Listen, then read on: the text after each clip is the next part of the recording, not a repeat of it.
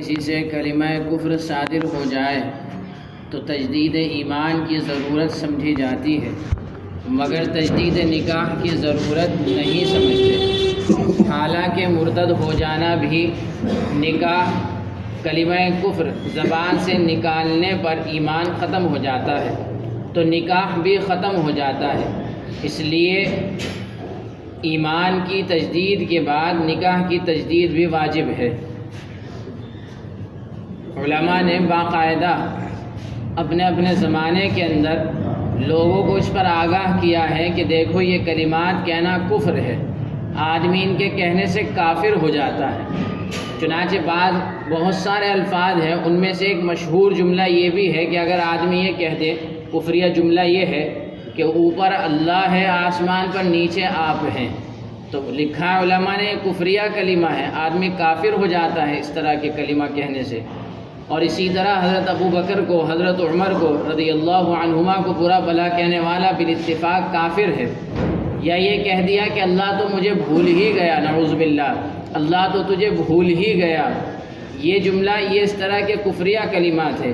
یا کسی کو بہت زیادہ پریشان دیکھا اور دیکھنے کے بعد اسے کہہ دیا کہ اس کا یہ حال نہیں ہونا چاہیے تھا، اللہ کی طرف سے یہ پکڑ نہیں ہونی چاہیے تھی، بھلا یہ کون ہوتا ہے اللہ کے فیصلے میں۔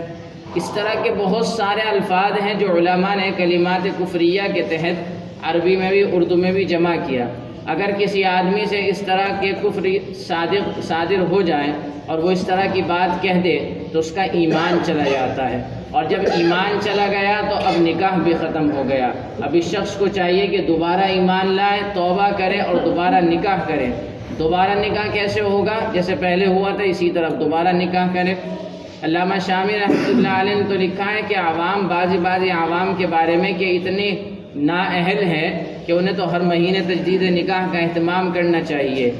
بڑا نازک مسئلہ ہے ایمان کا، آدمی اپنے آپ کو صاحب ایمان سمجھتا رہے اور اللہ کے یہاں وہ کافر لکھا جا رہا ہو تو اس سے زیادہ محروم اور بدقسمت کون ہو سکتا ہے۔ حدیث میں آتا ہے کہ قرب قیامت لوگ صبح کو مسلمان ہوں گے، شام کو کافر ہوں گے، شام کو مسلمان ہوں گے، صبح کو کافر ہوں گے۔ اور ایک اور مسئلہ علماء نے لکھا ہے کہ کفر پر راضی رہنا بھی کفر ہے۔ آج کل یہ جو غیر مذہبیت کے ساتھ جو نکاح ہوتے ہیں، ظاہر ہے آدمی اس میں کفر پر راضی ہے تبھی تو کر رہا ہے، ورنہ کرتا کیوں؟ تو کفر پر راضی رہنا بھی کفر ہے۔ جب ایمان نہیں رہا، نکاح نہیں رہا، تو ظاہر ہے عورت کے ساتھ رہے گا تو بدکاری کے ساتھ ہی رہے گا۔ آج کل جن لڑکوں کو بیٹیاں دی جاتی ہیں، بعض ان میں سے نئی تعلیم کے اثر سے ایسے آزاد منش ہیں کہ ان کو دین ایمان سے کچھ بھی علاقہ نہیں، کیونکہ گھر میں تربیت ہوئی نہیں، 3 سال کا ہوا دوسروں کے ہاتھ میں دے دیا، وہ کیا اس کو ایمان بتائیں گے، اسلام پڑھائیں گے وہ اس کو؟ وہ تو ظاہر ہے وہاں تو آزادگی ہے، آوارگی ہے، اور گھر کی تربیت ہے نہیں، اور قاعدے کے استاد مقرر کیے نہیں جو اس کی تربیت کرتے ہیں، اور ماحول اس کو کفریہ شرکیہ ماحول دے دیا، تو ایسے بندے سے نکاح کر دی تو فرماتے ہیں زبان سے کلمات کفر بک جاتے ہیں اور کچھ پرواہ نہیں ہوتی، پھر ان سے ایک مسلمان لڑکی کا نکاح پڑھوا دیا جاتا ہے اور سب گھر والے خوش ہوتے ہیں کہ ایک مسنون طریقہ ادا کیا جاتا ہے۔ اس سنت کے صحیح ہونے کے لیے ضروری ہے یہ بات کہ اس کا ایمان بھی تو ہو۔ افسوس ہے کہ نوشہ صاحب جانے کتنی دفعہ اس سے خارج ہو چکے ہیں۔ اب وہ مثال صادق ہے یا نہیں کہ کپڑے کے پرزے کر کے بلکہ جلا کے اچکن سینے کا ارادہ کیا جاتا ہے۔ ہم کو تو اسی کا رونا تھا کہ اچکن نمونے کے موافق نہیں سی جاتی، ایک آستین بارش بھر کم کی ہو جاتی ہے، یہاں نہ آستین رہی نہ دامن، اور خیال یہ ہے کہ اچکن تیار ہے۔ ہمارے مفتی صاحب کہتے ہیں کہ کورونا کو کیا رونا، رونے کی باتیں تو بہت ساری ہیں، مسلمان کو اس پر رونا چاہیے۔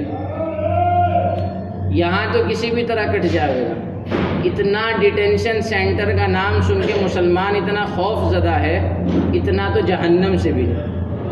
یہ تو دنیا ہے، چلے گا اسی طرح، روز اول سے سلسلہ چلتا آ رہا ہے۔ قابیل نے سب سے پہلی دفعہ حابیل کو قتل کیا تھا اپنے بھائی کو، یہ تو شروعات تب ہو گئی تھی۔ مرنا ہے، موت آنی ہے، اور سب کو دنیا سے جانا ہے، کون ہمیشہ ہمیش کے نہیں آ رہا ہے، نہ کوئی رہا۔